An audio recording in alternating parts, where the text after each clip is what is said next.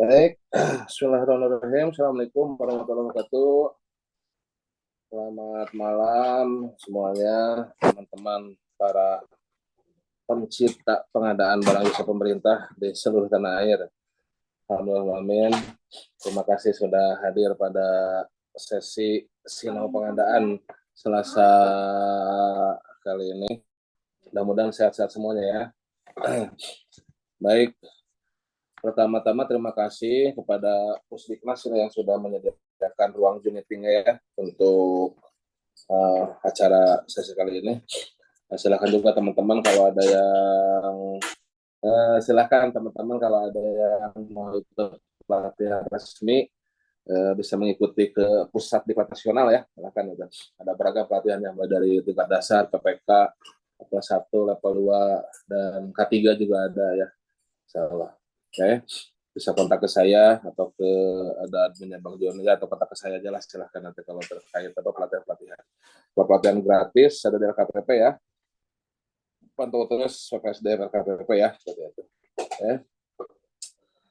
Kemudian seperti biasa tujuan diselenggarakannya acara ini, disclaimer dulu ya, pertama untuk pembuatan konten ya.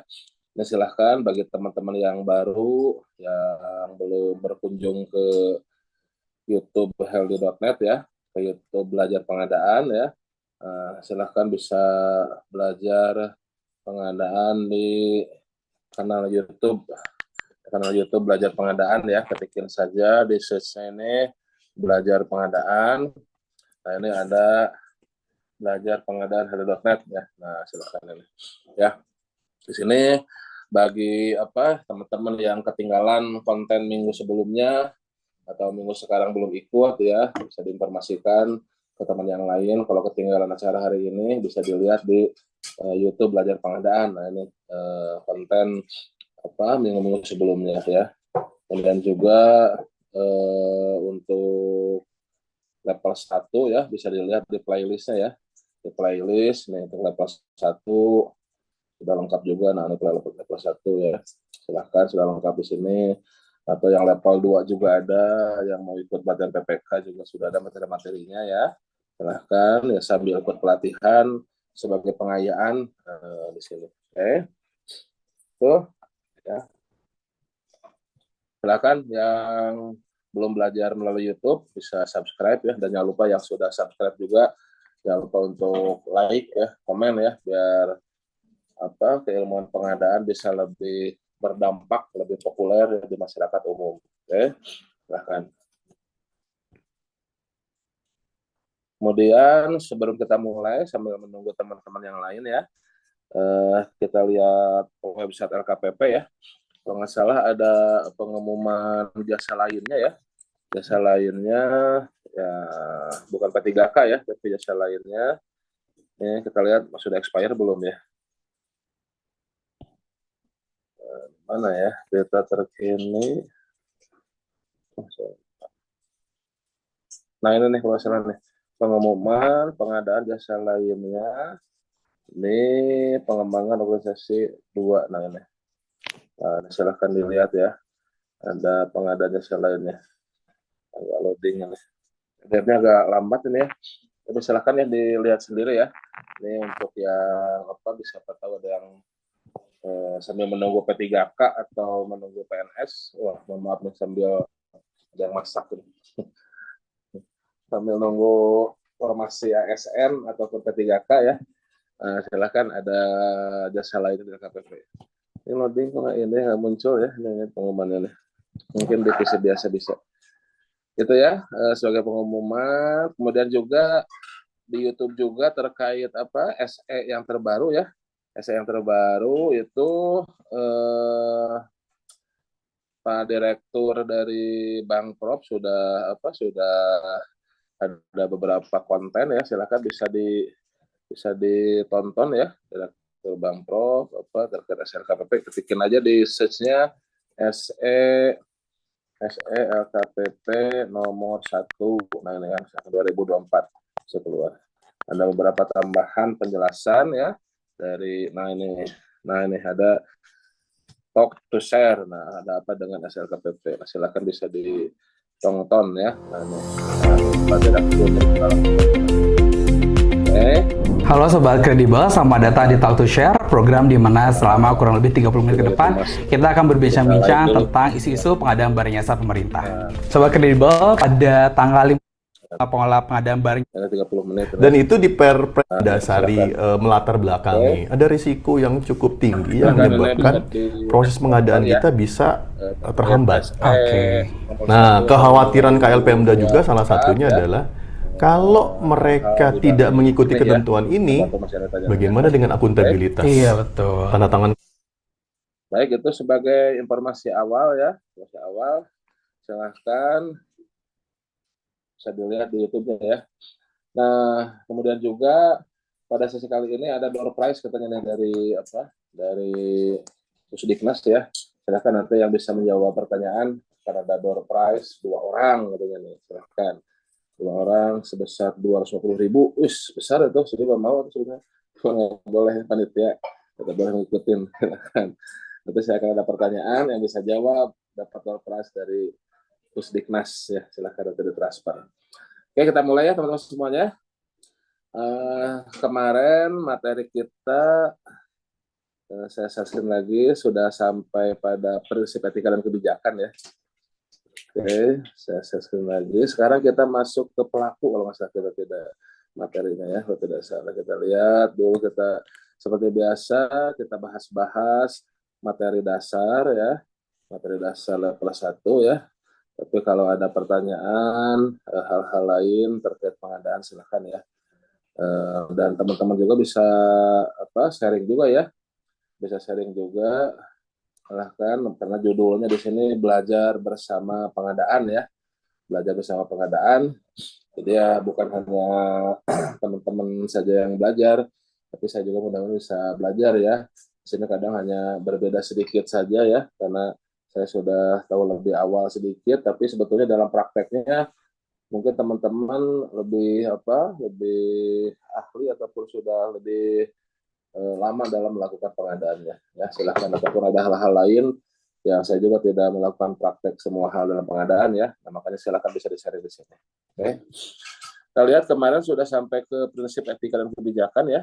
Nah, ini kebijakan. Saya pikir terkait SPSE ya dan SPSE toko daring dan kelembagaan bisa kita skip ya. Kita langsung masuk ke para pihak aja ya.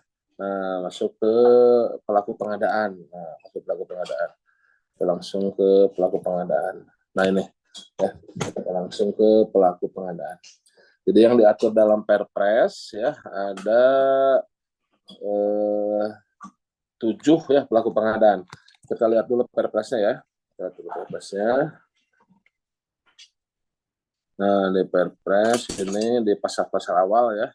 Pasal-pasal awal, ada pelaku pengadaan, pasal 8 masalah. Jadi sebetulnya kita bicara Perpres ini ya. Nah ini, pasal 8 ini. Nah, pasal 8. Nah, jadi ada 1, 2, 3, 4, 5, 6, 7, 8, 9. 1, 2, 3, 4, 5, 6, 7, 8. 8 ya. Nah, ini yang dihapus itu adalah yang yang PJPPHP. Yang pejabat atau panitia penerima hasil pekerjaan di Perpres 16 itu dihapus ya. Dirubah oleh Perpres 12 tahun 2021 ya. Jadi pejabat atau panitia penerima hasil pekerjaan. Ulangi ya.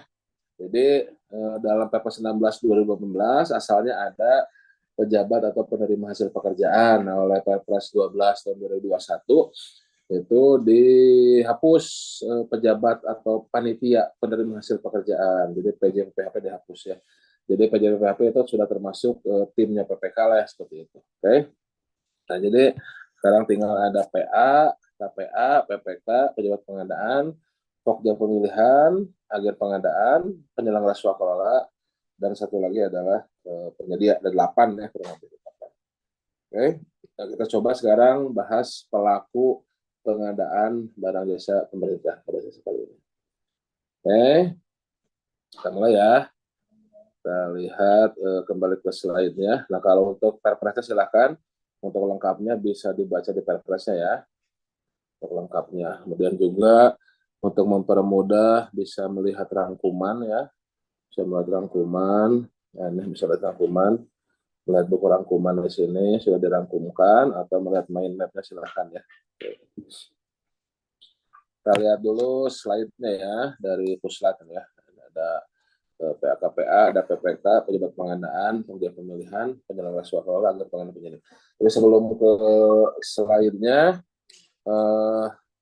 saya sedikit memberikan gambaran umum dulu ya. Saya memberikan gambaran umum dulu dari masing-masing pihak ini ya. Gambaran umumnya dulu ya. Pertama ada PA-KPA. PA-KPA tentunya ya PA dulu ya. PA ini ya penanggung jawab anggaran ya. Tentunya dia yang diberikan mandat oleh negara ya, oleh pemerintah untuk memegang anggaran. Jadi PA inilah yang ibaratnya berkuasa atas anggaran ya dari DIPA atau DPA-nya. PA kalau di kementerian, di lembaga itu adalah menteri ya atau kepala lembaga. PA atau pengguna anggaran. Saya ulangi, PA kalau di kementerian lembaga itu adalah menterinya. Nah, makanya di kementerian lembaga biasanya tugas-tugas pengadaan itu pasti didelegasikan ke KPA-nya. Kayak untuk kementerian lembaga ya untuk pusat ya, KPA. Karena menteri walaupun dia memegang amanat sebagai pengguna anggaran, sebagai pemegang anggaran, punya DIPA DPA ya, namun punya DPA, namun tentunya selaku top pimpinan ya di kementerian atau di lembaga tentunya lebih banyak melaksanakan tugas-tugas yang lebih strategis ya,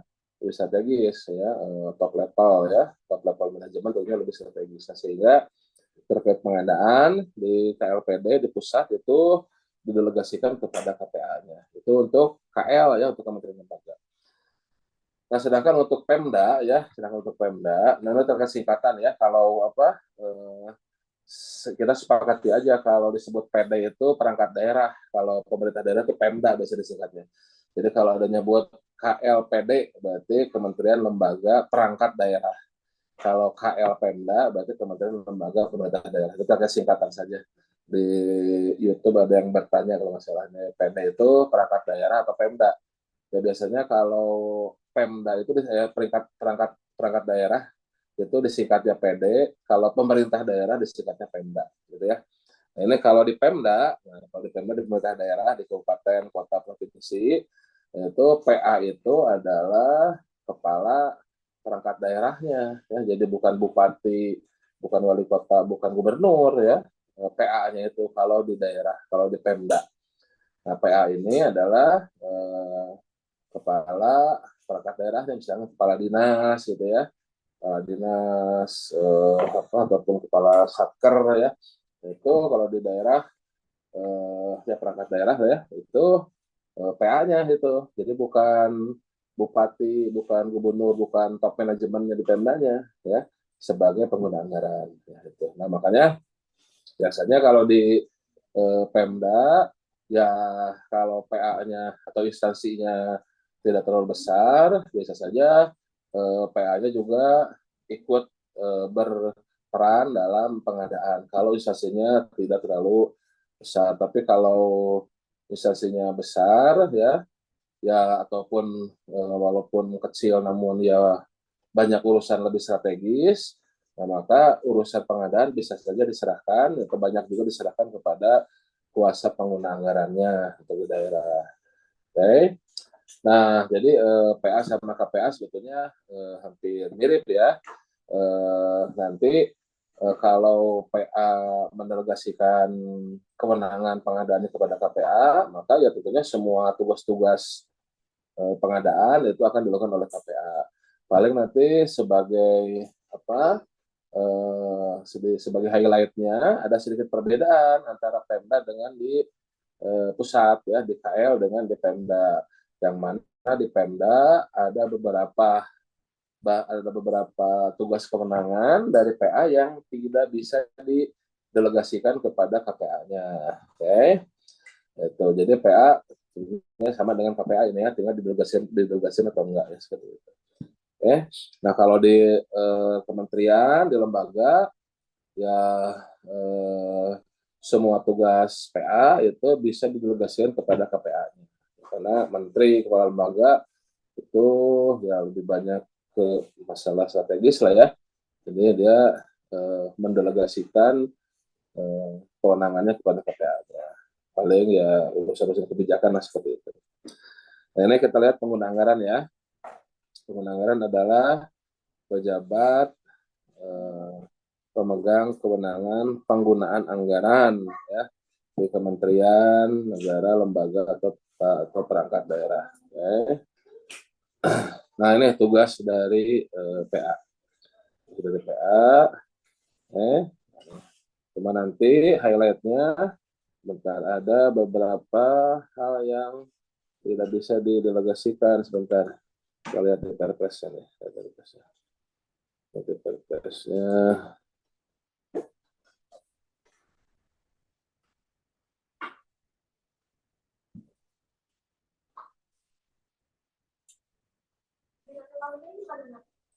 Mana ya? Masih ada nggak di perpres baru? Bentar. Oh, nah ini nih. PA pada pengelolaan APBD dapat melimpahkan kewenangan sebagai wadah 1 A sampai F1. Nah, berarti di APBD, di Pemda, hanya sampai F1 nih. Nah, ini ya. Nah, jadi PA di APBD ya, di Pemda itu ya, di perangkat daerah lah ya. Di Pemda itu berarti kan perangkat daerah karena PA-nya ya. PA-nya di Pemda itu adalah perangkat daerah. Nah, ini hanya dari A sampai ke F1, sampai dengan sanksi daftar hitam. Nah, sedangkan menetapkan PPK, menetapkan pejabat pengadaan, penyelenggara swakalola, menetapkan tip teknis, ya, intinya menetapkan organisasi lah, menetapkan apa organisasi ataupun fungsi-fungsi ya para pejabat fungsi-fungsi pengadaan itu tidak bisa didelegasikan ke KPA kalau di daerah ya. Kemudian menyatakan tender seleksi gagal serta penetapan pemenang untuk nilai di atas 100 miliar ya untuk apa untuk BPKJL dan di atas 10 miliar untuk jasa konsultan. Nah itu ya. Jadi hanya sampai hanya sampai daftar hitam ya. Nah, kita lihat dulu tugas semuanya ya. Tugas semuanya. Kok PPK sih? Ya. Nah, kita lihat dulu tugas-tugas PA. Nah, yang jelas melakukan tindakan yang melibatkan pengeluaran anggaran belanja karena dia memang pemegang anggaran ya di sasinya ya segala pengeluaran itu adalah tanggung jawab dari PA. Perjanjian ya. Jadi tugas perikatan perjanjian itu awalnya dari PA kecuali didelegasikan. Makanya yang menandatangan kontrak itu istilahnya adalah pejabat penandatangan kontrak. Ya, itu bisa PA karena awal wewenang untuk mengadakan perjanjian itu adalah PA atau bisa KPA kalau didelegasikan kepada KPA atau bisa PPK kalau memang didelegasikan kepada PPK ya. Seperti itu. Itu adalah pejabat penandatangan kontrak ya. Nah, itu. Jadi bisa PA, KPA, PPK. Nah, ini salah satu kewenangan PA, tugas kewenangan PA adalah mengadakan perjanjian dengan pihak lain, dengan penyedia ya. Nah, ini, jadi tugas atau kewenangan awal melakukan perikatan adalah di PA, tapi bisa didelegasikan ke KPA, bisa didelegasikan kepada PPK. Itu yang awal ya, yang mendasar ya. Jadi PA yang punya anggaran, PA yang mengikat perjanjian ya, untuk mengeluarkan anggaran ya untuk pengadaan. Nah, kemudian masuk ke proses pengadaannya. Tadi konsep keuangannya, konsep awalnya ya. Nah, kemudian masuk ke proses pengadaannya. PA inilah yang melakukan inisiasi awal pengadaan ya. Kalau ada yang bertanya silakan di chat box dulu ya. Di chat di dialog dulu ya. Nah, ini masuk dalam proses pengadaan. PA itu tugasnya pertama adalah ya bukan melakukan, menetapkan perencanaan, karena yang membuat perencanaan PPK ya. Jadi dia yang menginginkan perencanaan, yang menetapkan perencanaan, yang mengesahkan perencanaan, ya. Termasuk di dalamnya hasil perencanaannya nanti diumumkan di RUP, ya di RUP apa diumumkan di Sirup. Jadi membuat rencana pengadaan. Jadi PA yang menetapkan perencanaan, tapi yang membuatnya PPK atau produsernya ya, atau stafnya ya.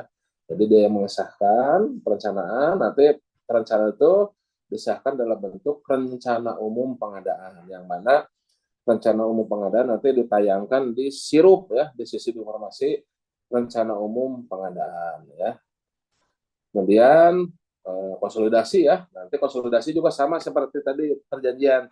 Konsolidasi bisa di level PA ya, kalau terkait anggaran besar ya, di anggaran di awal ya, di awal perencanaan anggaran, atau bisa oleh PPK juga di persiapan pengadaan ya, ketika sudah identifikasi pengadaan ya, ketika sudah ada DIPA DPA, nah PPK bisa mengidentifikasi mana-mana saja yang bisa dikonsolidasikan, atau oleh Pokja pemilihan ketika persiapan pemilihan ya untuk konsolidasi. Nah, jadi awal amanat konsolidasi seperti perjanjian tadi ada di PA ya. Kemudian itu terkait perencanaan ya, perencanaan dia yang mengesahkan perencanaan, dia hasil perencanaan disahkan dalam bentuk RUP, ditayangkan dalam Sirup dari perencanaan. Termasuk di dalam perencanaan juga ada konsolidasi pengadaan. Oke. Kemudian, nah ini dalam hal proses pemilihan nih. Kalau tadi kan di awal ya anggaran dan perjanjian terus perencanaan, nah sekarang masuk ke proses pemilihan. PA bisa masuk ke proses pemilihan itu pertama dalam hal penunjukan langsung. Dalam hal ketika ada kegagalan tender ya, atau gagal seleksi ya, gagal seleksi, ulang ya. Tender seleksi ulang ya, tender seleksi ulang gagal ya. Nah, maka kalau itu ada di pasal 80 berapa ya, nanti dari Perpres ya. Itu kalau memang itu waktu sudah mendesak, kemudian untuk kebutuhan pelayanan masyarakat ya. Tuh, jadi tidak cukup lagi dilakukan tender seleksi ulang lagi. Nah, maka PA bisa menetapkan penunjukan langsung ya untuk tender seleksi ulang gagal. Nah, temuan ada catatan di sini ya. Ada catatan harus dilihat dulu ya. Ketika tender seleksi pertama kali gagal, harus introspeksi dulu ya, Pokja-nya itu kan kenapa ini tender seleksi ini mengalami kegagalan cinta ya, harus introspeksi diri dulu, kenapa, apakah speknya terlalu tinggi gitu ya, jadi menginginkan speknya terlalu tinggi tapi modal kurang ya, atau ya HPS-nya terlalu rendah ya tadi modalnya kurang tapi speknya tinggi berat-berat lah gitu ya. Nah, atau ada persyaratan yang administratif yang menghalangi pelaku usaha untuk bisa masuk gitu ya, atau bisa bisa dipilih gitu ya, ada persyaratan misalkan ada permen, ada persyaratan SBU ataupun sertifikasi terbaru yang baru dikeluarkan, baru disosialisasi, para penyedia belum siap, belum pada bikin, sudah dipersyaratkan, ya tentunya akan banyak yang gugur gara-gara persyaratan baru tersebut. Nah, contohnya seperti itu. Jadi harus ada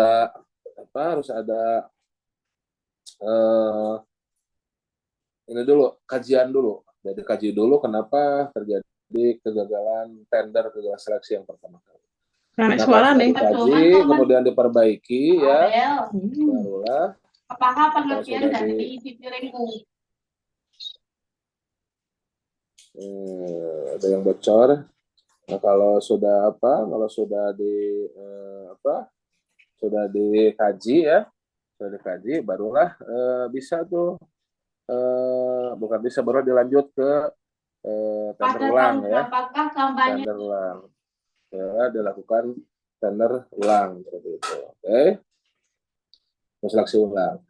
Nah, tentunya dari hasil kajian tadi ya diharapkan ketika tender ulang sudah tidak terjadi lagi kegagalan cinta yang kedua kali ya. Nah, kalau kita sudah kaji, sudah perbaiki, ternyata masih terjadi kegagalan cinta yang kedua kali, ya sudah, minta dijodohkan ke PA, ini bahkan begitu. Minta ke PA ini agar dilakukan penunjukan langsung. Nah, gitu kan. Minta penunjukan langsung, gitu kan. Oke.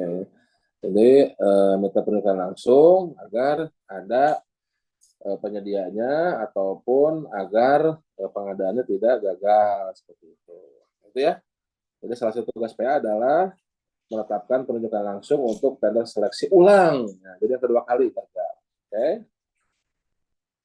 Termasuk juga ini kalau ketika berkontrak ya, kalau kita berkontrak ada di pasal 38 itu ya, dengan Perpres 12 di sini mungkin belum muncul ya. Di pasal 38 kita lihat pasal 38 ya sebagai tambahan ini. Kita lihat pasal 38 terkait pemilihan penyedia dengan penunjukan langsung ya. Ada klausul jadi PA itu bisa menunjuk langsung ya untuk pekerjaan yang putus kontrak ya. Putus kontrak jadi sudah berkontrak ya. Nah, kita lihat 38 sudah berkontrak. Nah, ini pasal 38 namun ada ada one prestasi atau apa ya sehingga terjadi pemutusan kontrak dan dilanjutkan dengan penunjukan langsung. Nah ini di pasal 38 ya, pasal 38 ayat 5 terkait penunjukan langsung. Nah, ini ada tambahan kriteria nih di Perpres 12. Karena penunjukan langsung. Nah ini huruf I-nya nih. Pemilihan penyedia untuk melanjutkan pengadaan. Ya nih bisa juga penunjukan langsung nih melanjutkan pengadaan barang konstruksi dalam hal terjadi proses kooperasi ini penunjukan langsung. Tapi maaf ini tapi konteksnya ini bukan oleh PA ya, bisa saja oleh Pokja ya seperti itu. Ini konteksnya beda dengan PA maaf. Karena saya teringat penunjukan langsung jadi kesini padahal bukan oleh PA ya. Yang koreksi ya. Jadi penunjukan langsung di sini bukan penunjukan langsung untuk putus kontrak, tapi karena tender atau seleksi ulang yang gagal. Ya. Oke. Kemudian di dalam pemilihan saya ke nomor 10 dulu nih. Nah, dalam proses pemilihan saya ke nomor 10 dulu. Ini juga sering muncul nih di pertanyaan ya, ya. Jadi PA, salah satu intervensi PA dalam proses pemilihan adalah dalam penetapan pemenang. Nah, untuk nilai besar yaitu untuk nilai di atas 100 miliar untuk BPKJL. BPKJL itu barang, pekerjaan konstruksi dan jasa lainnya. Atau di atas 10 miliar untuk jasa konsultan. Nah, yang menetapkan pemenangnya adalah pengguna anggaran. Jadi suka ada pertanyaan setelah Pokja melakukan evaluasi untuk pembangunan gedung kantor Pemda 10 lantai atau 20 lantai dengan nilai 120 miliar. Selanjutnya Pokja pemilihan melakukan langkah berikut ini. Nah, nanti pilihannya kan A, itu kan sudah evaluasi kan ya, A, nah, itu kan padahal itu konstruksi nilai 110 miliar. A menetapkan dan mengumumkan pemenang. Ya, kalau nilainya di bawah 100 miliar, betul itu menetapkan dan mengumumkan.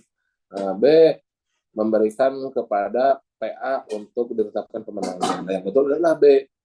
Ya. Karena untuk tadi kan nilainya kan 110 miliar kan. Nah, berarti diserahkan kepada PA untuk ditetapkan pemenangnya. Ya, C dan D apalah jawabannya itu ya. Gitu. Termasuk juga konsultan. Nah, makanya yang sesi kemarin kita harus tahu jenis barang jasanya dulu. Itu kita harus tahu jenis barang jasanya dulu. Sebentar.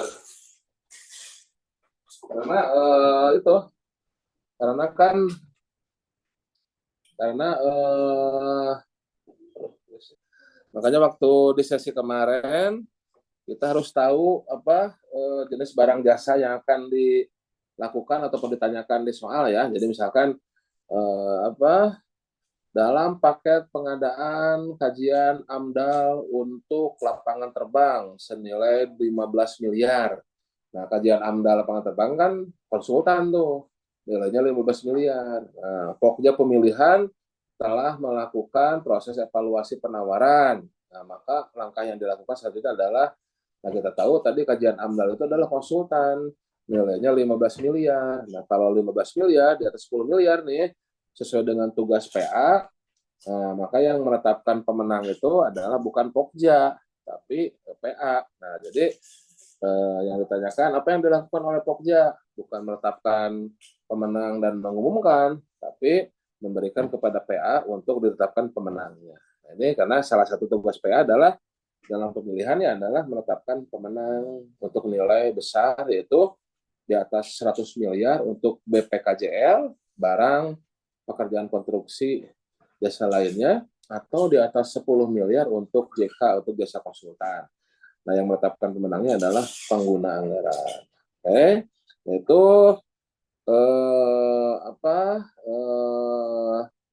kegiatan apa sih intervensi ataupun kewenangan PA dalam pemilihan penyedia. Kalau tadi kan di perencanaan ya, nah dalam pemilihan penyedia ada, yaitu untuk penunjukan langsung dan penetapan pemenang. Oke.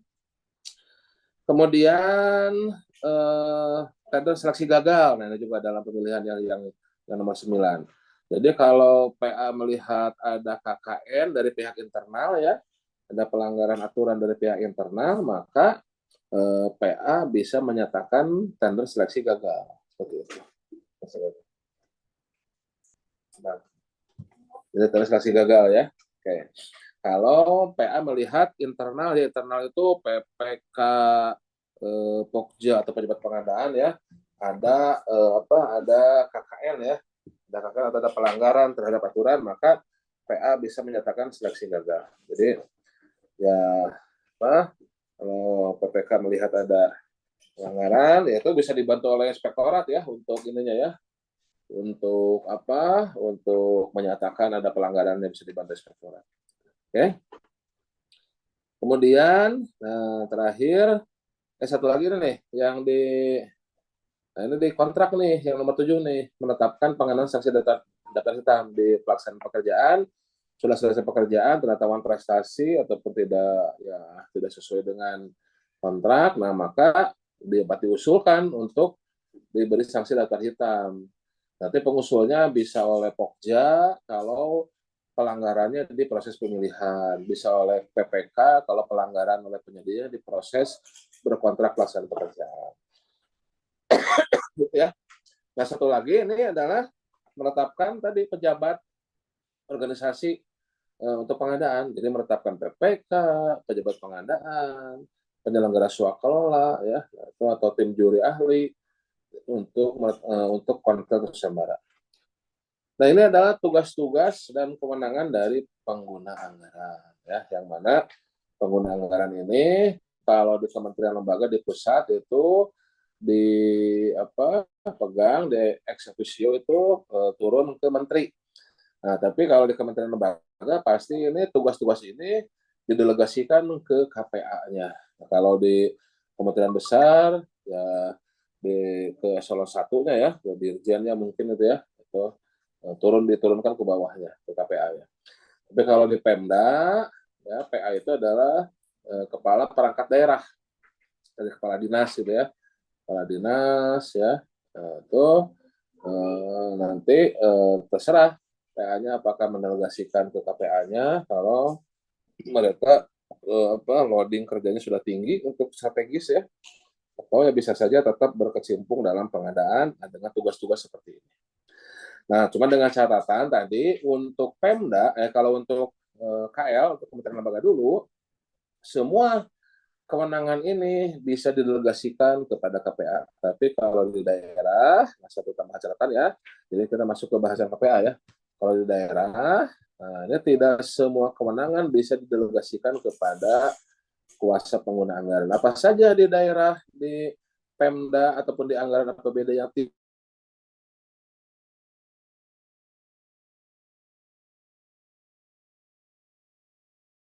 dalam soal ya, karena merasa wah ini bisa nih delegasikan nih, padahal ini APBD. Nah, kalau APBD tidak semuanya. Nah, ini ya kita baca nih.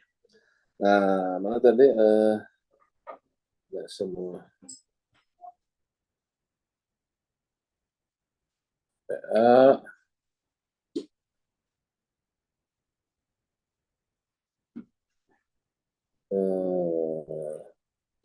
Oh ini PPK. Nah ini, nah KPA nih.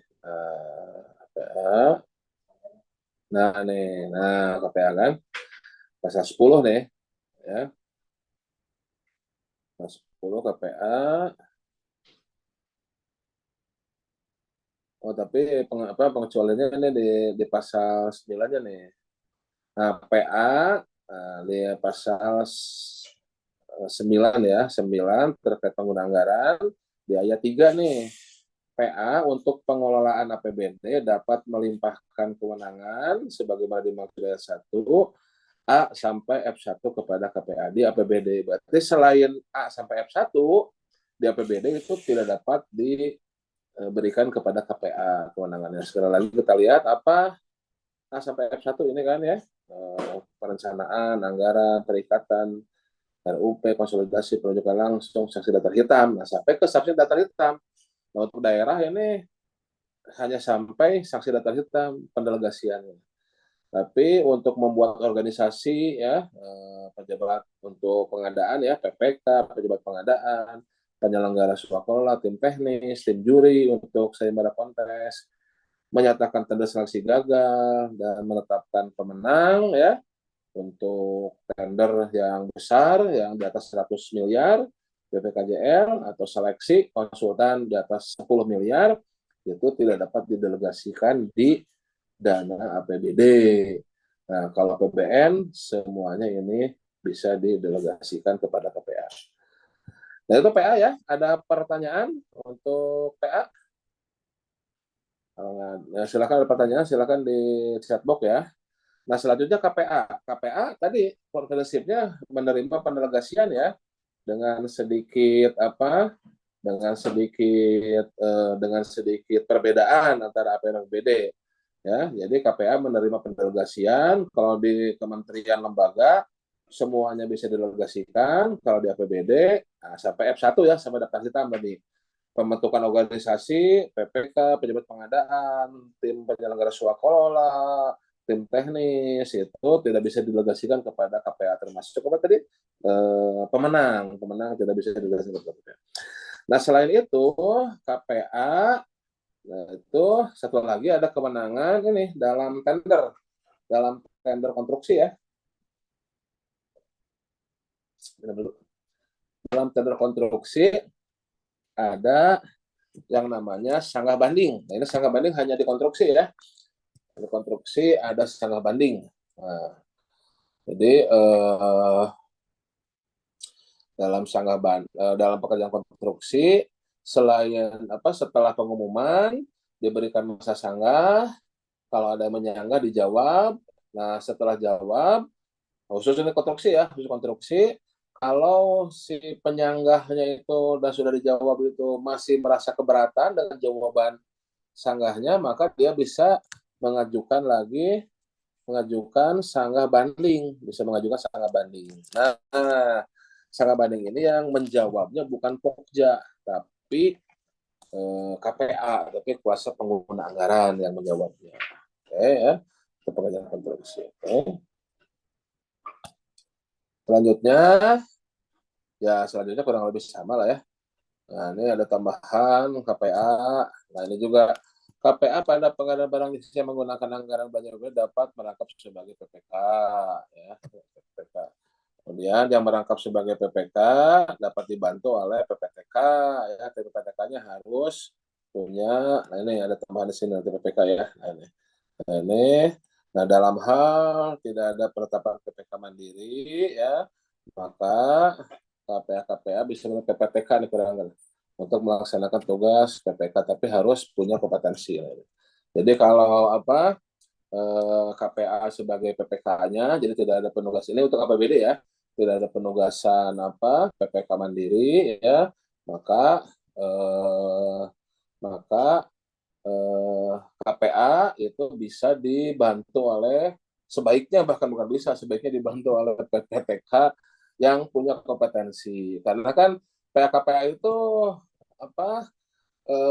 secara ya filosofis ataupun alamiahnya kan sebetulnya kan lebih ke strategis harusnya ya, jangan ke teknis ataupun ke operasional ya dalam hal manajemen ya tentunya. Ya kadang kan suka ada pertanyaan-pertanyaan ya, Pak bagaimana masalah sertifikasi di PA KPA? Sementara ini kan diperbolehkan tidak punya sertifikasi kompetensi ya, namun kan logikanya kan logika sederhananya saya sering menjawab dengan asosiasi yang ekstrim ya.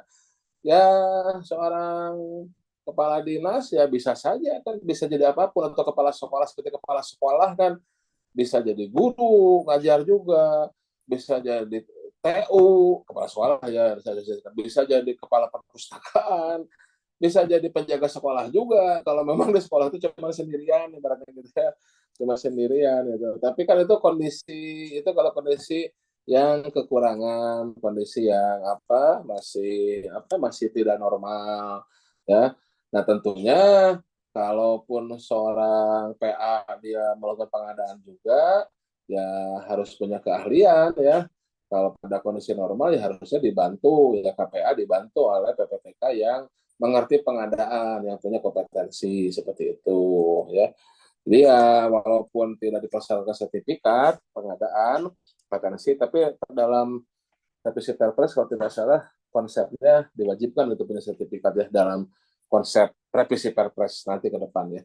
Tapi belum ya, tapi sekarang masih bisa. Namun logikanya gitu lah, logikanya ya segala sesuatu tuh harus punya kompetensinya, punya keahliannya seperti itu.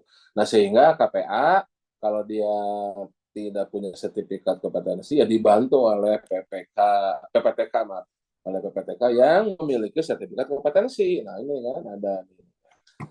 Dan juga sudah ada pertanyaan bagaimana kalau di KL. Ya kalau di KL ya ini yang saya ingat dalam pembahasan Perpres ini ya, kalau di KL kan bisa menunjuk PPK mandiri ya, silakan itu sudah bisa menunjuk PPK mandiri seperti itu. Oke, kita lanjut dulu ya, nah, itu sedikit ke samping lah. Nah itu PA sama KPA ya. Nah, selanjutnya sekarang kita masuk ke pejabat pembuat komitmen ya. Pejabat pembuat komitmen. Nah, ini pejabat pembuat komitmen ini sering menjadi pembahasan ini PPK ya. Karena ada istilah katanya apa? Kerja Superman, honor Supermi gitu. Ya, kalau terkait honor ya di daerah, saya tidak hafal ya terkait peraturan daerah, tapi coba lihat di YouTube-nya Om Samsul tuh ya, di YouTube-nya Pak Samsul Ramli itu ya, ada tuh bahas tuh, sudah komprehensif ya.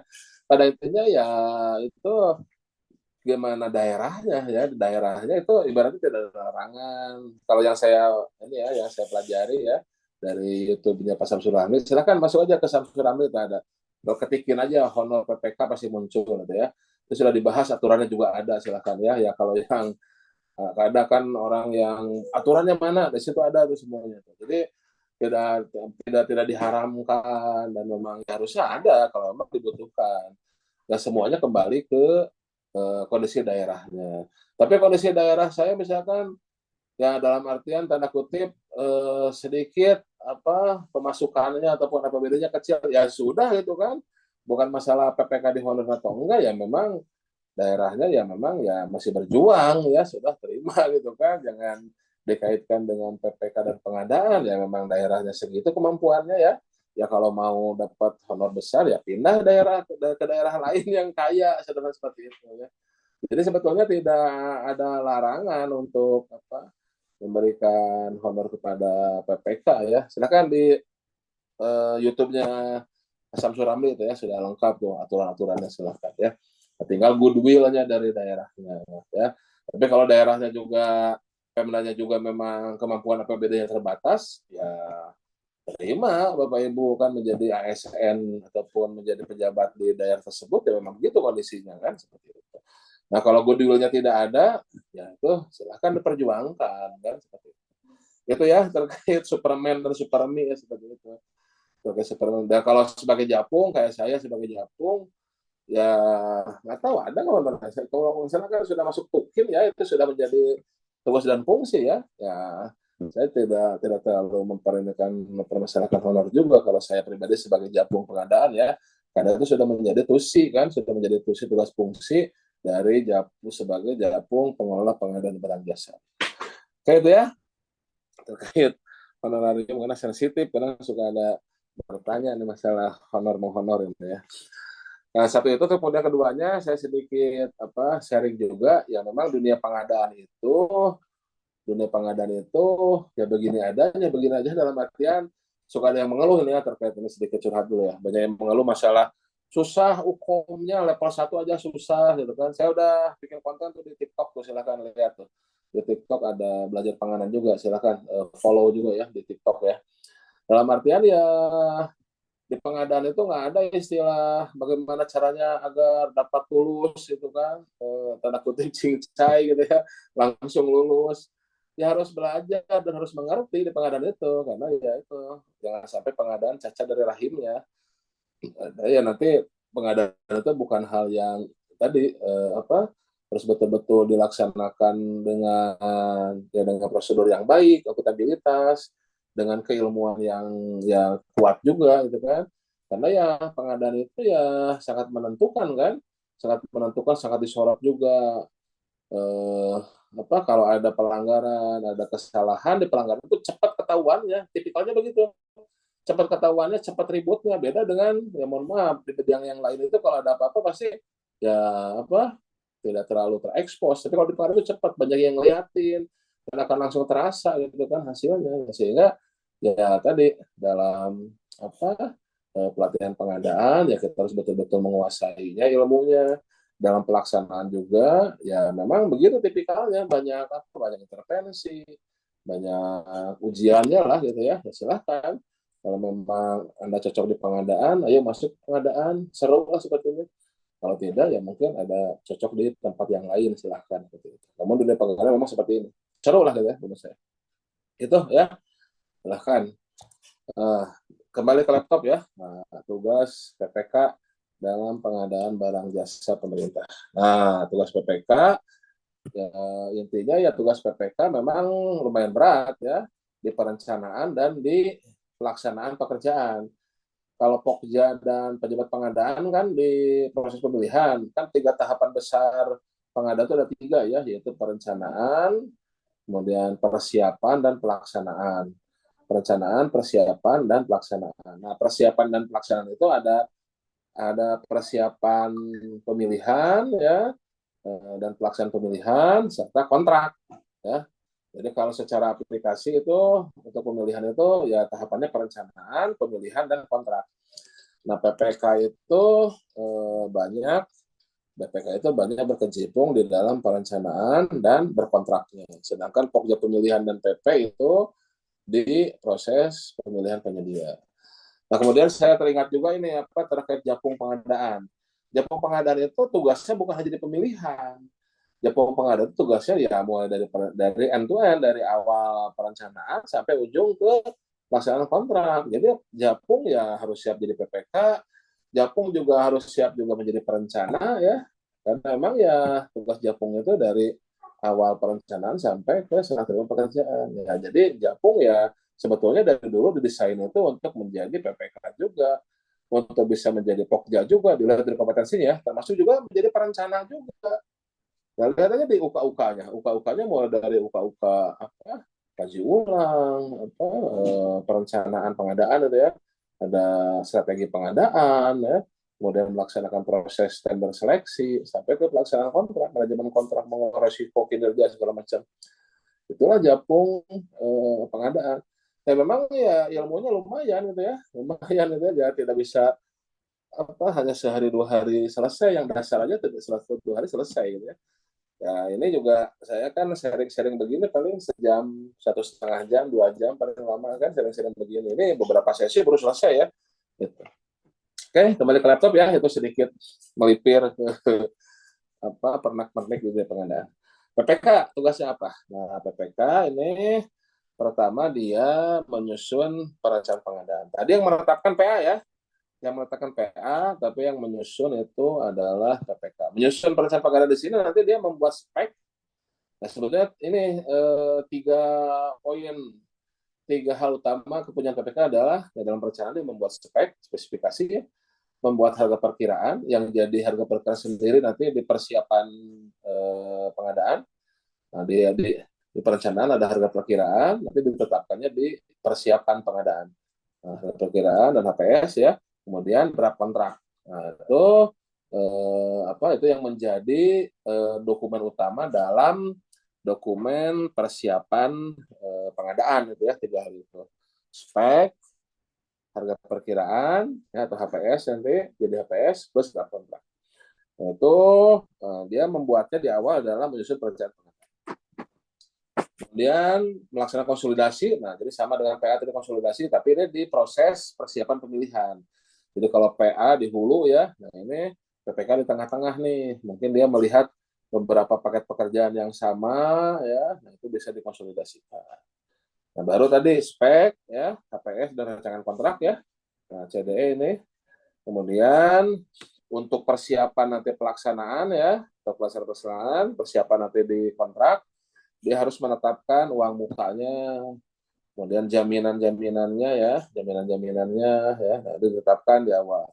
Kemudian dia kan nanti akan melaksanakan, nah dia harus melihat secara keseluruhan bagaimana jadwal kegiatan pengadaannya nih. Ya kalau diperlukan bisa merubah, ya, intinya dia yang mengontrol pelaksanaan pengadaan. Oke. Tuh. Kemudian dalam proses pemilihan PPK ini hanya satu, dia mengeksekusi pemilihan. Sebetulnya bukan pemilihan sih, nanti kita lihat. Yaitu melaksanakan purchasing yang di atas 200. Nah, kenapa ini di purchasing dari 200? Karena sebetulnya purchasing itu kan bukan pemilihan, karena kan sebenarnya sudah ada. Sebenarnya tinggal eksekusi aja kan. Nah, makanya untuk di atas 200, maka PPK yang melakukan purchasing. Oke, di bawah 200 itu oleh pejabat pengadaan. Oke. Nah, selanjutnya ini manajemen kontrak nih selanjutnya nih. Mengendalikan kontrak, masalah dokumen disimpan, melaporkan pelaksanaan kepada PA-KPA, menyerahkan hasil pekerjaan kepada PA-KPA, menilai hasil penyedia yang disikap kinerjanya, menetapkan tim pendukung, ya, tim ahli, tenaga ahli. Kemudian ini juga kontrak. Jadi yang paling awal, ya, yang paling awal kerjaan PPK adalah menetapkan SPPBJ, surat penunjukan penyedia barang jasa. Nah, itu tugas pejabat pembuat komitmen. Jadi kita bisa lihat itu dia PPK itu banyak di perencanaan, ya, terutama membuat tiga hal: spek, HPS, dan draft kontrak, itu, serta hal-hal yang harus ditetapkan untuk pelaksanaan pekerjaan, uang muka, jaminan berapa, segala macam. Kemudian setelah spek HPS dan kontraknya dalam bentuk dokumen persiapan pengadaan diberikan kepada Pokja untuk direview dan untuk dilakukan proses pemilihan, nanti sudah ada penyediaannya, pemenangnya, barulah PPK menetapkan SPPBJ. Nah, mulai muncul lagi peran PPK setelah pemilihan dengan mengeluarkan SPPBJ untuk melaksanakan ataupun mengelola pekerjaan bersama penyedia. Nah, itu tugas dari pejabat pembuat komitmen. Tadi sampai ke PPK, ya. Nah, ini kan PKPA, PPK. Nah, terus sekarang ada pejabat pengadaan dan ada Pokja pemilihan. Oke, ada pejabat pengadaan dan ada Pokja pemilihan. Oke, nah ini dua-duanya ini sebelum kita lihat detailnya, dua-duanya ini sebetulnya fokus di pemilihan penyedia. Dua-duanya fokus di pemilihan penyedia, pejabat dan Pokja. Pejabat itu satu orang, kalau kelompok kerja itu lebih dari satu orang dan harus ganjil, minimal 3, ya, kayak makan korma itu, ya, sunahnya. Jadi minimal 3, bisa ditambah 5, 7, asal tetap ganjil. Makanya Pokja orang-orangnya ganjil misalnya, ya. Tapi bukan ganjil aneh, ya. Tapi jumlahnya tidak genap, ya. Jumlahnya tidak genap. Nah, jadi kalau tanggal genap dia pulangnya jam 9, ya, seperti saya. Tanggal genap. Terkena gage, ya, dari Jakarta, ya. Lumayan itu, pulangnya malam, subuh-subuh harus berangkat lagi. Capek lumayan, ya. Nah, pejabat pengadaan satu orang, Pokja lebih dari satu orang, minimal 3, bisa ditambah dengan tetap menjaga keganjilannya, ya. Ditambah berdasarkan apa? Berdasarkan kompleksitas pekerjaan, bukan berdasarkan nilai. Jadi nggak ada nilai sekian harus sekian orang, nggak ada. Di mana kompleksitasnya aja. Jadi tidak ada batasan nilai. Kalaupun nilainya misalkan apa 10 miliar, 20 miliar, nggak ada. Pokoknya itu kompleksitasnya nih kompleks nih kayaknya nih. Ini akan banyak apa dalam evaluasinya sedikit banyak tricky, bahkan dokumennya akan tebal, harus ada strukturnya, harus ada lihat ME-nya segala macam. Nah, ini tambah silahkan. Jadi dari kompleksitasnya, dari kira-kira loading pekerjaannya, bukan dari nilainya, bukan dari nilainya. Tapi ya bukan biasanya, kebanyakan juga ya berbanding lurus, nilai semakin besar ya semakin semakin pusing misalnya kerjaan. Itu ya. Nah, pejabat pengadaan ini hanya melakukan pengadaan langsung. Kalau kita lihat apa di cara pemilihan kan mana ini. Nah, ini kan kita tahu cara pengadaan kan ada cara pemilihan ini.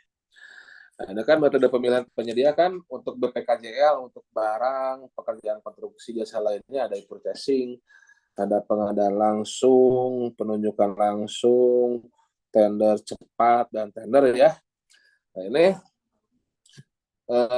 pejabat pengadaan itu hanya melakukan pengadaan langsung sampai dengan 200. Nah, di sini pejabat pengadaan hanya itu pengadaan langsung. Atau jasa konsultan pengadaan langsung sampai dengan 100 pejabat pengadaan. Penunjukan langsung pejabat pengadaan boleh, tapi ya maksimal 200 atau maksimal 100 untuk konsultan. Jadi mainnya pengadaan langsung atau maksimal 100, maksimal 200 untuk penunjukan langsung. Nah, itu untuk pejabat pengadaan.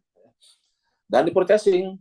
Nah, purchasing sampai dengan 200 juga. Nah, jadi pejabat pengadaan hanya ini, ya simpelnya kalau di bahasa sederhana, pejabat pengadaan itu melakukan pemilihan yang non kompetitif, yang non kompetisi. Di purchasing, pengadaan langsung kan ini kompetisinya udah ya bisa dikatakan hilang ya, menurun ya. Nanti makanya ada negosiasi ya agar harganya dinormalisasi. Pengadaan langsung kan satu mengundang, pengadaan langsung mengundang satu, di purchasing kan menunjuk satu kan. Nah, ini oleh pejabat pengadaan. Ini tidak ada relatif, tidak ada kompetisi. Nah, cuma dibatasi nilainya, yaitu sampai dengan 200 atau konsultan sampai dengan 100. Nah, itu pejabat pengadaan. Nah, tapi ketika ada kompetisi, pemilihan dengan kompetisi, nah maka tender cepat, seleksi untuk konsultan, maka itu oleh kelompok kerja,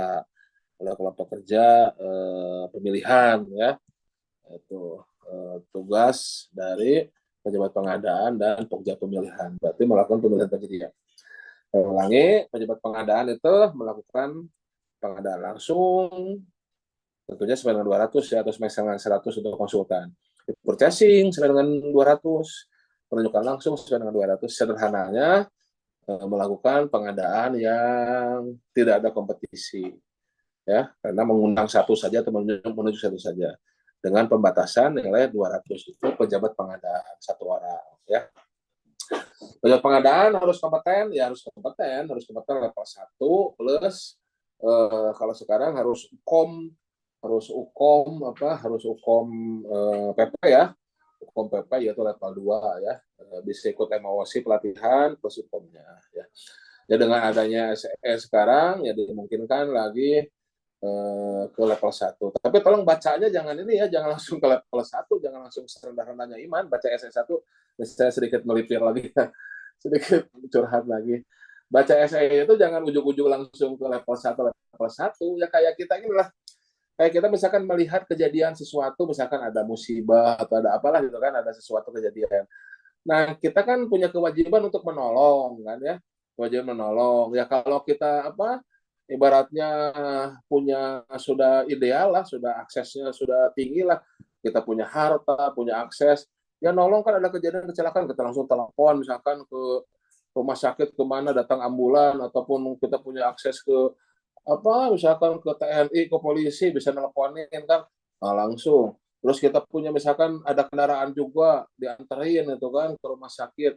Nah, itu kan semaksimal mungkin kan kalau memang kita bisa menolong gitu kan. Nah, tapi kalau kita tidak bisa yang ideal, ya tentu semampu kita kita nggak bawa mobil, nggak bawa motor, tapi ada tenaga yang minimal bantuin gimana misalkan beresin atau mengamankan barang-barangnya kalau ada kecelakaan ya. jangan sampai dijarah sama orang lain. Apa misalkan ada jangan kayak viral kemarin apa yang apa tuh yang truk terguling bukannya ditolong malah dibawain itu isinya Masya Allah gitu kan. Nah ya kita punya otot punya tenaga ya bantuin ngeberesin yang dibawa ke rumah tuh barang-barangnya kan itu ya kalau nggak bisa otot ya tadi serendah-rendahnya iman ya ya sebelum ke doa ya mungkin dengan lisan ya dengan ngomong gitu kan. Nah serendah-rendahnya ya kita mungkin nggak bisa ngomong juga apa karena suara kita misalkan kecil itu atau rame ya doa kita doain kita kan di ini kan ya kalau kata Gima kalau melihat sesuatu di jalan ya kalau kita nggak bisa apa-apa minimal doain lihat yang banyak kempes ya kalau nggak bisa nolong ya minimal kita doain mudah-mudahan segera selesai segera bisa ditambah ya sebenarnya dong tapi kan bertahap dari ideal dulu ya yang ideal dulu yang kita bisa dulu apa nah kita kan bikin renstra kan yang SED bikin renstra yang ada japungnya dulu dimaksimalkan gitu ya nah barulah serendah-rendahnya iman level 1 gitu ya nah itu sedikit lagi ini apa curhatan ya. Nah kembali ke laptop nah tadi pejabat pengadaan sama kita lihat slide-nya ya. Kita lihat slide-nya bagaimana tugas Pokja dan pejabat pengadaan. Nah, pejabat pengadaan tadi sudah ya, intinya purchasing, pengadaan langsung, penjualan langsung sampai dengan 200. Oke. Nah, ini ya. Nah, sertifikat pengadaan barangnya level 1, tapi ya dengan purpose sekarang ya harus punya kompetensi ya. Harus punya kompetensi. Oke. Kemudian Pokja. Nah, Pokja juga melakukan proses pembelian penyedia, tapi tadi selain pengadaan langsung ya, nah, terus selain yang tidak dilakukan oleh pejabat pengadaan, maka oleh Pokja. Sama juga, nah ini harus punya sertifikat kompetensi sekarang ya, bukan hanya kembali ke level 1 lagi ya, seperti itu. Tugasnya apa saja? Nah, tugasnya apa saja? Melaksanakan pemilihan penyedia, ya kecuali purchasing, pengadaan langsung. Karena purchasing langsung kan oleh pejabat pengadaan ya, di purchasing sama PPK ya, kalau di 200 kan, seperti itu. Kemudian persiapan pelaksanaan pemilihan bernilai di atas 200. Ya, intinya tadi yang tidak dilakukan oleh pejabat pengadaan oleh Pokja. Ya. Kemudian konsultasi di atas 100, ya kan di bawah 100 kalau pengadaan langsung oleh pejabat pengadaan. Kemudian pemenang, ya pemenang ini kenapa dimunculkan disebutnya bukan pemenang, mulai dari pengumuman, penjelasan, ya membuat dokumen di awal, mengumumkan penjelasan, pemasukan, pembukaan penawaran, evaluasi, ya, kemudian apa pengumuman, sanggah, itu tugas Pokja semua. Nah, namun di sini penetapan pemenang mengingatkan kembali yang tadi PA kan bisa menetapkan pemenang di atas 100. Nah, berarti dia dibatasi sampai dengan 100 penetapan pemenangnya oleh Pokja. Ini mengingatkan kembali yang tadi ya. Tapi sebetulnya tugas Pokja ya dari awal pemilihan sampai ke akhir sanggah menyanggah. Jadi tugas Pokja itu ataupun pejabat pengadaan itu dimulai dengan review dokumen persiapan pengadaan yang dari PPK tadi. PPK kan tadi membuat spek, membuat HPS, membuat draft kontrak kan ya. Nah itu plus administrasi lainnya ya, RUP-nya apa segala macamnya, surat-suratnya itu dibundel dalam dokumen persiapan pengadaan DPP. DPP itu diserahkan ke Pokja atau ke pejabat pengadaan kalau di pengadaan langsung. Nah, oleh Pokja atau oleh pejabat pengadaan direview. Nah, itu awal pekerjaan Pokja atau pejabat pengadaan adalah melakukan review dokumen persiapan pengadaan. Nah, yang isinya spek, HPS, dan kontrak. Nah, direview lah, ya, direview. Misalkan speknya sudah sesuai ketentuan dengan pasal 19 di Perpres, kayak masalah penggunaan PDN, TKDN, masalah penggunaan SNI, ramah lingkungannya, usaha mikro kecilnya, sudah nggak? Terus dilihat dari tujuan kebijakannya, nah itu direview. Kalau ini bisa sama PDN, kok ini malah mengarah ke impor, itu dituliskan dalam reviewnya nih. Ini apa? Kebutuhan masih bisa dipenuhi oleh PDN, namun PPK mengarah ke impor. Nah, ini bisa cek ulang kebutuhannya, misalkan dalam reviewnya. HPS juga dilihat, apakah sudah mendekati harga pasar nggak, gitu kan? HPS itu sebetulnya tidak ada yang benar salah. HPS itu yang penting mendekati harga pasar ya. Yang salah itu kalau markup, yang salah itu kalau markup, yang salah itu kalau datanya dari calon pengantin ya. Itu yang salah itu ya. Tapi kalau sudah ada datanya, nanti sama Pokja itu di review dilihat tuh. Ini datanya dari mana nih? Dari pasar bukan? Dari pasar yang sesungguhnya bukan, ya kan? Nih, oh dari penyediaannya itu ada di pasar nggak gitu kan? Ini penyediaannya penyedia mana? Penyedia Palu Gada bukan atau penyedia yang di pasar sesungguhnya? Nah, nih. Nah, kemudian dicek harga pasar benar nggak sekian gitu kan? Seperti itu. Nah, itu tugas dari Pokja tuh ketika di awal pemilihan dia mereview DPP, termasuk draft kontraknya dicocokkan nih lamsam harga satuan, bagaimana nanti pelaksanaannya dan kurang nggak. Nah itu tugas awal dari Pokja.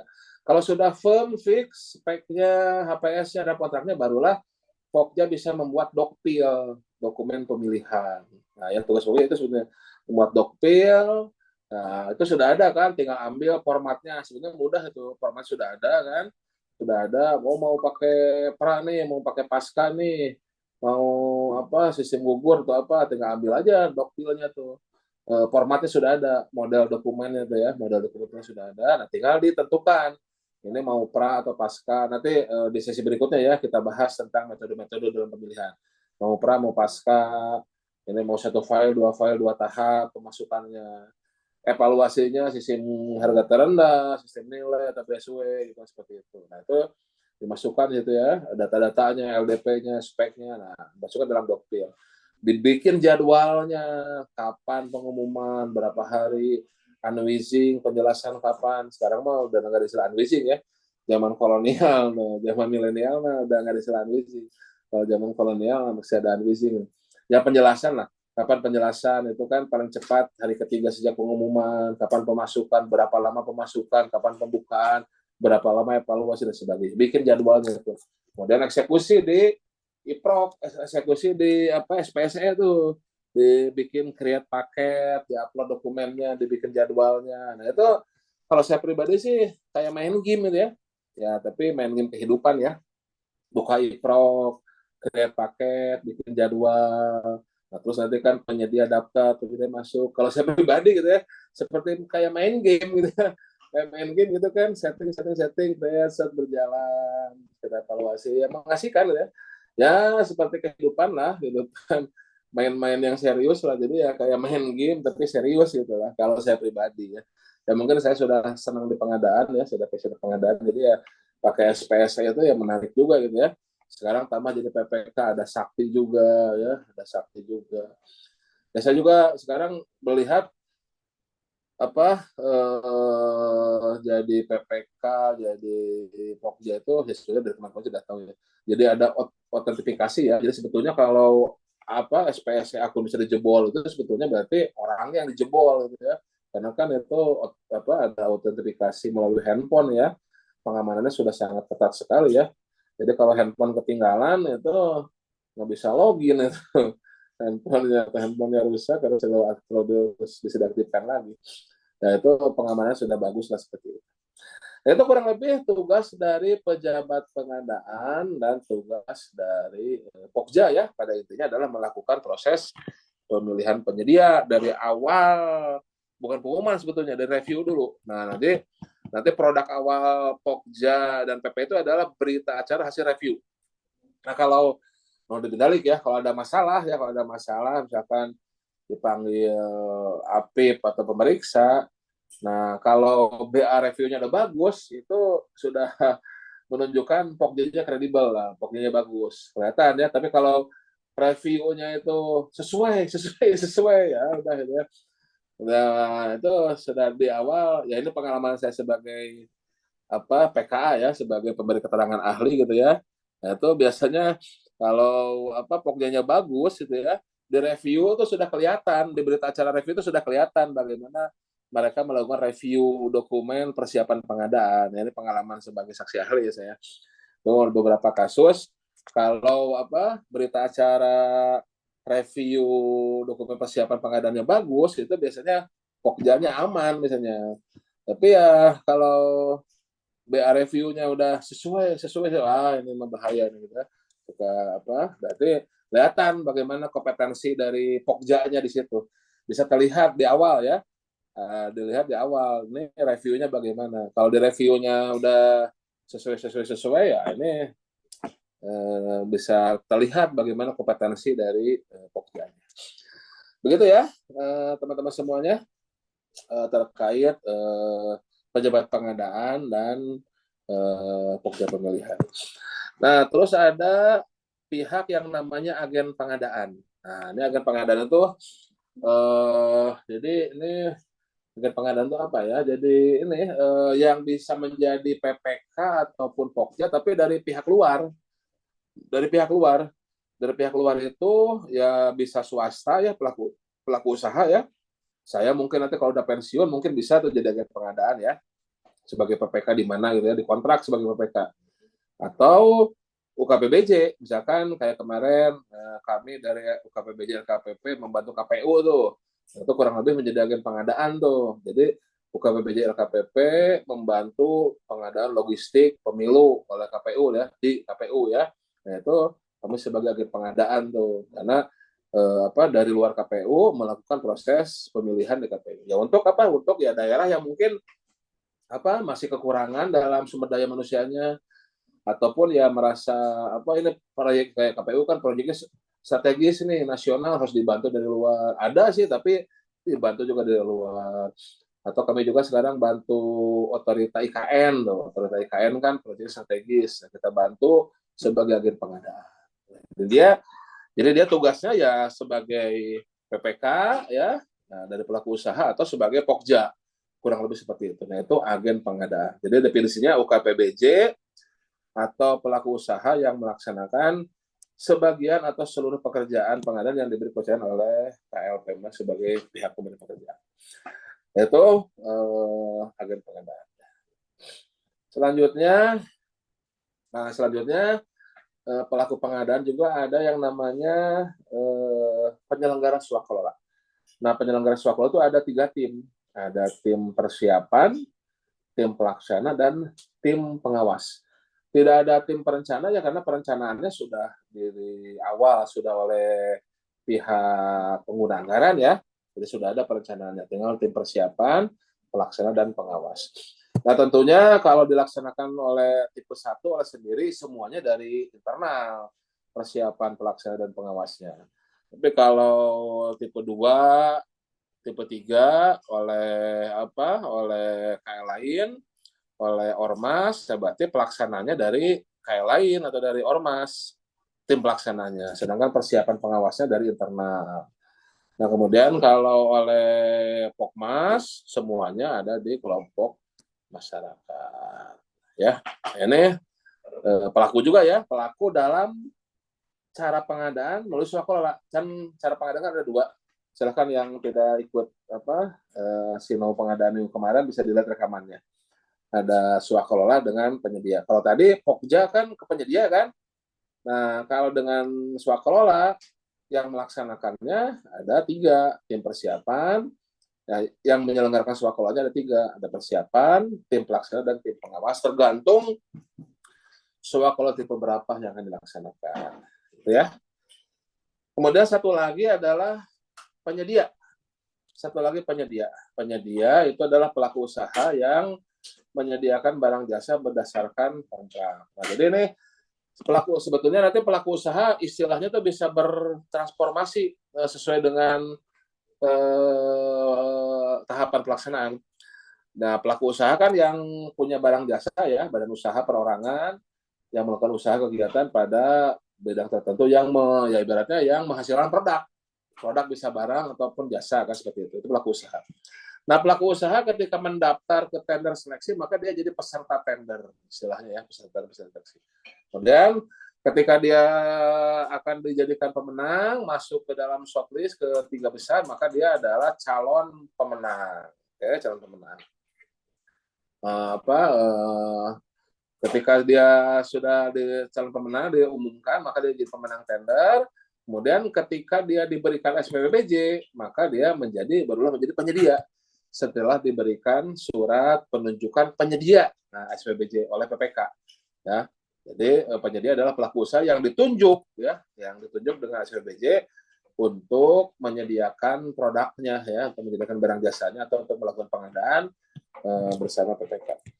Nah, ini di pasal 17 penyedia bertanggung jawab terhadap pelaksanaan kualitas, ketepatan, waktu, jumlah, dan tempatnya. Ini untuk sebenarnya ini untuk melindungi PPK nih pasalnya, pasal 17 ini maksudnya. Nah, jadi dalam artian PPK itu tugasnya bukan kalau barangnya kurang, barangnya jelek, waktunya lambat, itu bukan tanggung jawab PPK, itu tanggung jawab penyedia. PPK itu adalah manajemen yang mengelola kontraknya. Ketika penyedia telat, apakah PPK sudah mengontrol, sudah memberikan surat peringatan ya. Ketika kualitasnya kurang, PPK sudah meminta ditambah, PPK sudah minta diperbaiki. Nah, itu tugas dari pejabat pembuat komitmen ya. Nah, itu teman-teman terkait pelaku atau para pihak dalam pengadaan barang jasa pemerintah ya. Silakan kalau ada pertanyaan di chatbox, ada kayaknya chatbox. Kita lihat chatbox dulu di dialog dulu ya. Di chat dulu ya, kita lihat ada pertanyaan apa saja. Nah, saya izin minum dulu.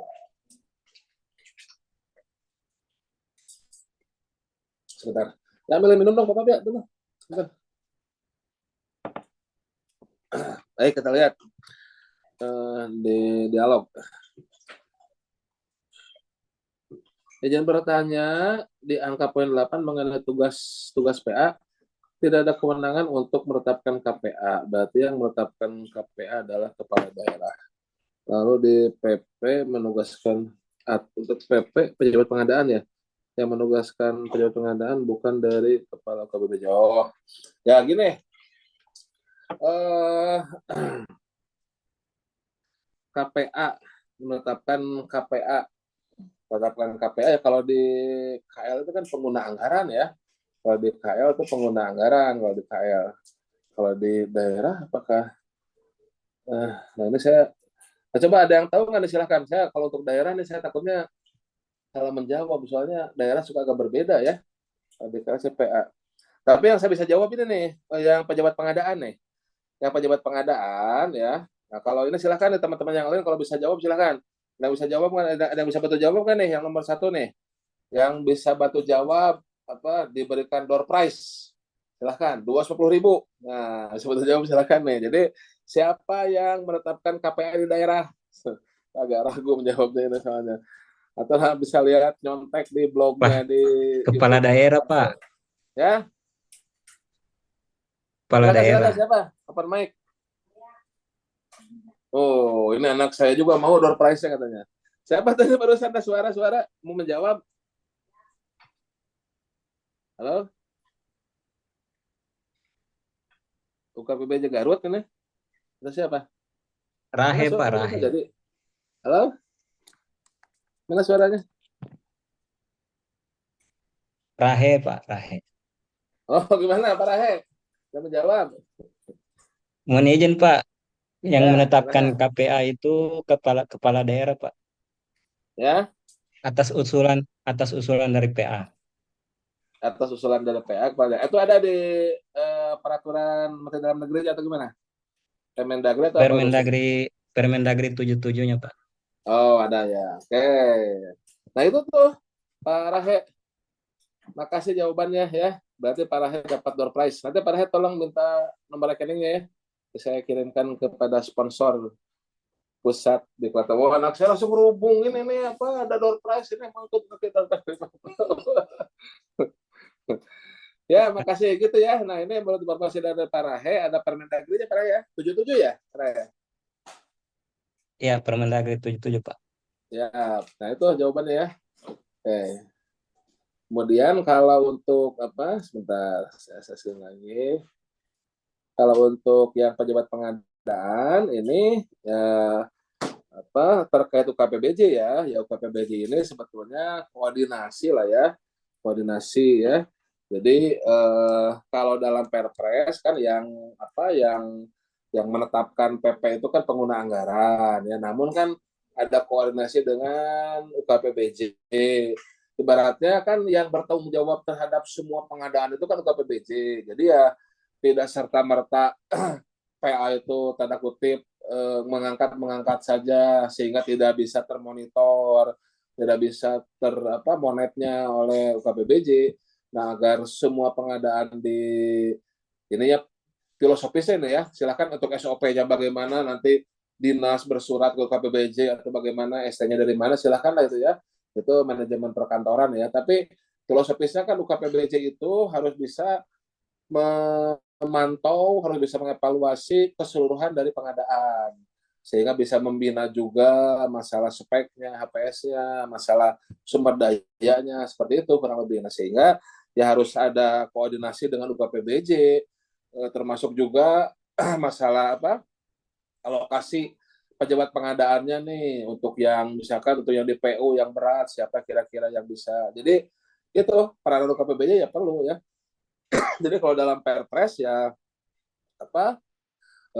yang mengangkat itu PA, tapi untuk penugasannya, pengaturannya ya tadi berkoordinasi dengan UKPBJ. Itu ya pengaturannya itu di Perlem, di Perlem LKPP itu saya nggak hafal. Pak Rahe hafal nggak Perlem LKPP-nya? Pak Rahe yang mengatur ini? Atau teman-teman yang lain ada yang hafal? Perlem 10, Pak. Perlem 10 tentang SDM.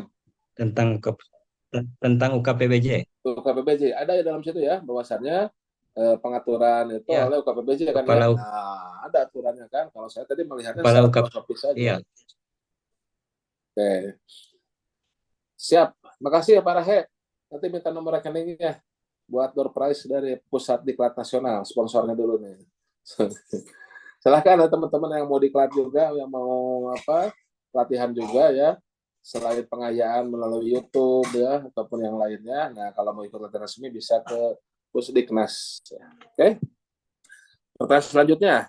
Yang bertanya apa jika KPA pada SK untuk pejabat pengadaan tadi oleh KPA, apakah itu KPA APBD membuat SK untuk pejabat pengadaan di tadi oleh itu boleh saya. Ya kalau melihat aturan sih tadi pengangkatan organisasi pengadaan ya, PPK pejabat pengadaan itu kalau di daerah itu tidak bisa didelegasikan. Jadi ya harus PA yang membuatnya ya kalau di Perpres ya. Kalaupun di bawahnya ada aturan lain gimana, itu dia Perpres yang paling tinggi dalam pengadaan ya. Jadi harus mengangkatnya itu PA, Pak. Kalau lihat Perpres ya dasarnya itu ya silakan ya dilihat di pasal 8 tadi ya, pasal 9 ya. Dalam hal apa atau persyaratan apa PA menunjuk KPA? Ya kalau di kementerian sih pasti tidak mungkin ya menteri ngurusin pengadaan ya kalau di kementerian ya, kalau di kementerian.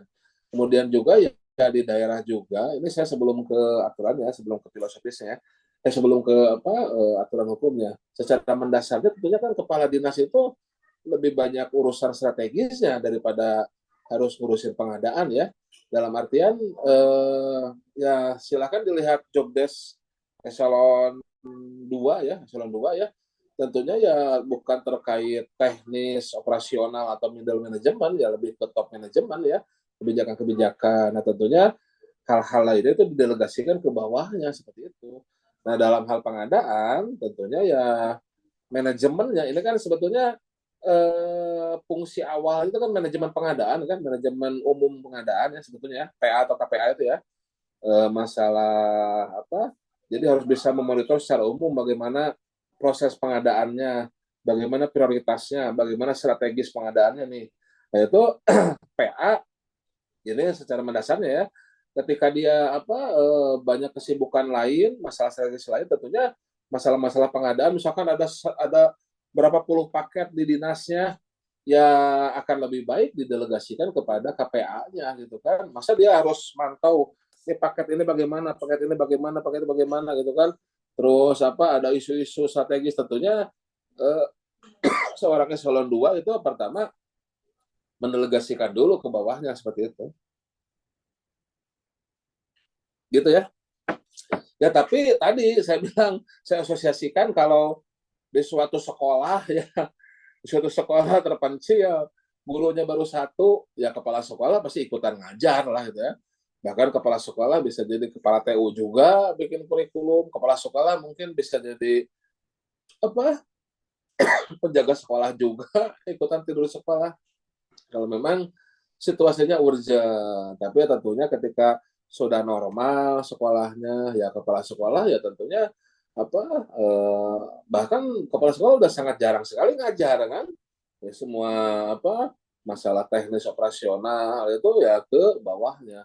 Atau kepala rumah sakit juga kan, kepala rumah sakit kan sudah jarang sekali melakukan operasi tindakan medis. Dia lebih ke manajerial yang lebih ke lebih ke strategis gitulah. Dari sisi manajemen kan, manajemen kan biasanya ada tiga kan, top level, middle, sama operator lah gitu seperti itu. Nah tentunya eselon 2 itu ada di top gitu kan. Nah di top ya hal-halnya tentunya ada dilegasikan ke bawahnya. Itu kurang lebih ya. Oke. Untuk aturannya silahkanlah menyesuaikan ya. PKP yang menjadi PPK baru di tahun 2021 ini. Baru apakah boleh menandatangani kontrak purchasing atau proses oleh katalog oleh PPK lama di tahun sebelumnya? Maksudnya gimana? Aku bisa sampai gitu ya.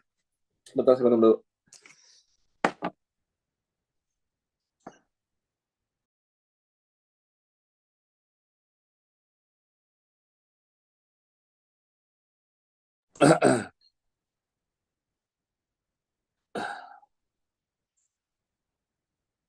PAKPA yang menjadi PPK baru di tahun 2024 ini, apakah boleh menandatangani kontrak purchasing yang telah diproses melalui katalog pada PPK lama di tahun sebelumnya? Sepengetahuan saya sih apa paket pengadaan itu ya berlaku satu tahun anggaran ya, kecuali dia multi ya. Tapi kalau purchasing kan satu tahun anggaran ya, berarti harus diselesaikan oleh pada tahun 2023 ya. Nah, diselesaikan dalam satu tahun anggaran ya. Itu dia kecuali dia multi year. Tapi kalau 2023 yang sudah selesai oleh PPK sebelumnya semuanya gitu ya. Ya, makasih ya Pak Rahe. Kita sama-sama belajar ya. Makasih. Teman-teman yang lain juga silahkan apabila ada opini.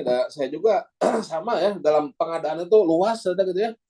Luas di daerah juga saya banyak belajar dari Pak Samsul Ramli gitu ya. Praktek-praktek saya juga banyak belajar dari YouTube-nya Pak Arif Rahman gitu ya. Walaupun saya kembangkan lagi saya ya beratnya sesuaikan dengan aturan yang ada ya seperti itu. Masalah-masalah praktek di lapangan dari YouTube-nya Pak Muji itu saya juga banyak belajar. Ya, marilah kita sama-sama belajar dan sekarang itu sudah sangat mudah ya, fasilitas ada handphone, ada internet di mana-mana. Jadi sambil santai, sambil nyetir, sambil ngopi itu bisa banyak belajar lah gitu. Silahkan. Oke.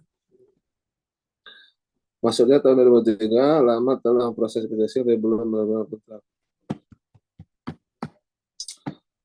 Ya, kalau ada PPK baru harus ada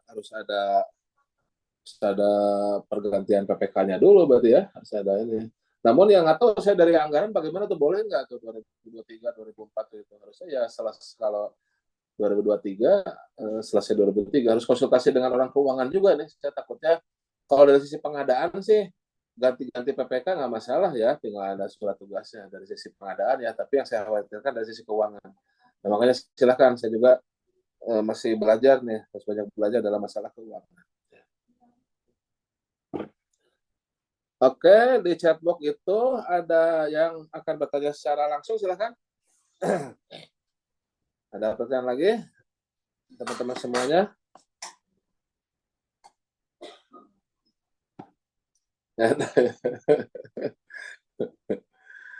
Kalau nggak ada, saya berikan pertanyaan.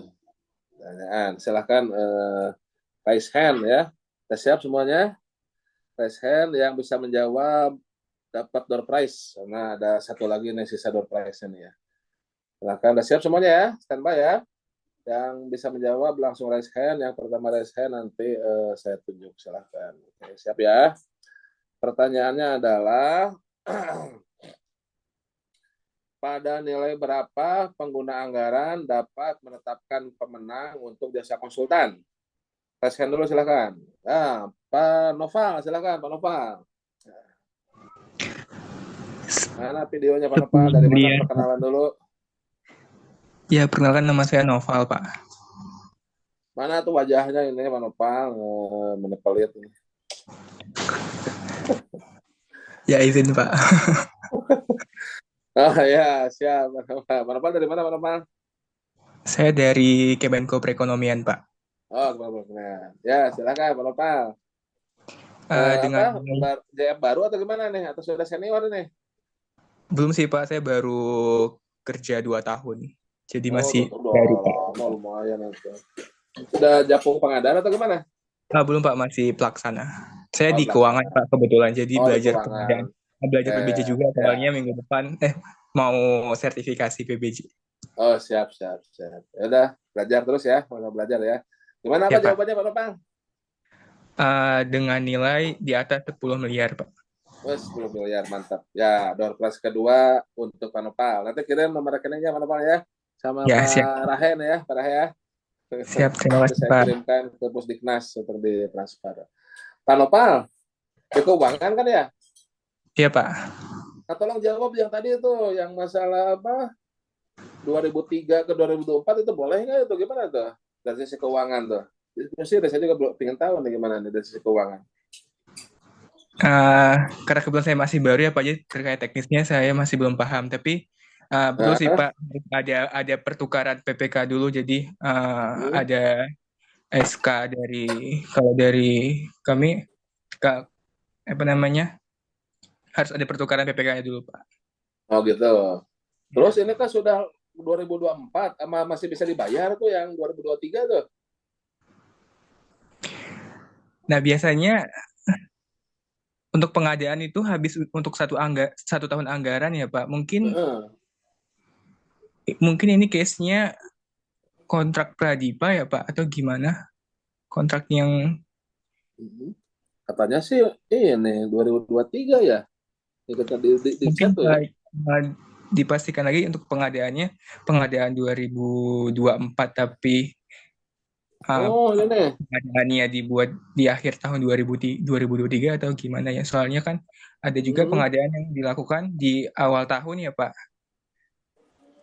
Wah, Pak Andi berubah-ubah nih kasusnya nih, Pak Andi berubah-ubah nih. Lelang dini pengadaan 2024, lelang dini katanya. Kalau lelang dini mah ya kalau lelang dini kan prosesnya akhir tahun 2023, ya nggak masalah ya. Apa aja kalau lelang dini ya? Iya Pak, nggak masalah. Ya saya pikir ini yang dibaca di atas kan 2023 eksekusi tapi belum terbit kontrak, kalau itu mah bermasalah ya. Tapi kalau lelang dini atau tender dini ya, tender dini ataupun tender bersama dini ya, kalau tender dini yang masalah gitu ya. Gitu. Ya bagus bahkan Pradipa ya. Jadi ya silakan tinggal dieksekusi aja, nggak masalah. Ya kalau ada pergeseran PPK ya nggak masalah, tinggal administratif aja itu diganti PPK. Gitu ya. Oke, Pak Ropan, makasih ya. Ada lagi silakan. Kalau nggak ada cukup ya. Pak Andi, jam berapa sekarang? Pak Andi itu dari daerah mana sih Pak Andi itu? Pak Andi, Pak Rahe, sorry. Pak Rahe itu dari daerah mana Pak Rahe itu? Gorontalo Utara, Pak. Gorontalo, ya. Gorontalo tuh waktu Indonesia bagian tengah berarti ya? Tengah, jam 10 di sini, Pak. Jam 10 tuh, malam jam pesan. 10. Sudah istirahat ini. Kalau ngopi malah bisa tidur nanti. Jangan ngopi, kalau ngopi nanti bisa tidur malah. Oke, kalau nggak ada lagi, cukup ya. Nggak ada lagi, cukup. Oke, kalau nggak ada lagi, kita cukupkan sampai di sini. Sekali lagi saya ucapkan terima kasih kepada teman-teman semuanya. Pak Rahen dari Gorontalo, ya. Pak Nopal dari Kemenkop ya. Teman-teman semuanya yang sudah hadir pada sesi kali ini, terima kasih banyak nih ya, sudah bisa sama-sama belajar, saya juga bisa menambah ilmu ya. Pada Pusdiknas juga terima kasih sudah menyediakan fasilitasnya ya, termasuk door prize-nya. Pak Rahe sama Pak siapa tadi, Noval, tolong di WA nomor rekeningnya, nanti dikirimkan door prize-nya. Oke. Kemudian kurang lebihnya saya mohon maaf ya teman-teman semuanya. Nanti rekamannya di-upload di YouTube dan informasi-informasi bisa dilihat di grup Telegram ya, yang digawangi oleh Parahe sekarang ini ya. Grup Telegram. Kayak admin PPSDM sekarang ini. Makasih Pak ya, udah banyak menolong teman-teman semuanya, alhamdulillah ini hebat nih. Ini Kami saya yang jangan-jangan makasih, Pak. Pak, saya curiganya Pak He itu sudah masuk LKPP gitu, sudah masuk puslat gitu. Jangan kok bisa sampai sejauh itu gitu pengetahuannya tentang tata cara apa mengisi itu. Tiap hari mantau terus. Oke, baik. Baik, sekali lagi terima kasih dan mohon maaf ya kurang lebihnya. Mudah-mudahan berkah, mudah-mudahan ada manfaatnya. Kita tutup dengan alhamdulillah. Assalamualaikum warahmatullahi wabarakatuh. Sehat-sehat semuanya, sukses semuanya ya. Selamat malam dan salam pengadaan dari Bogor dan dari Gorontalo juga ini. Terima kasih. Baik, kita end recording ya.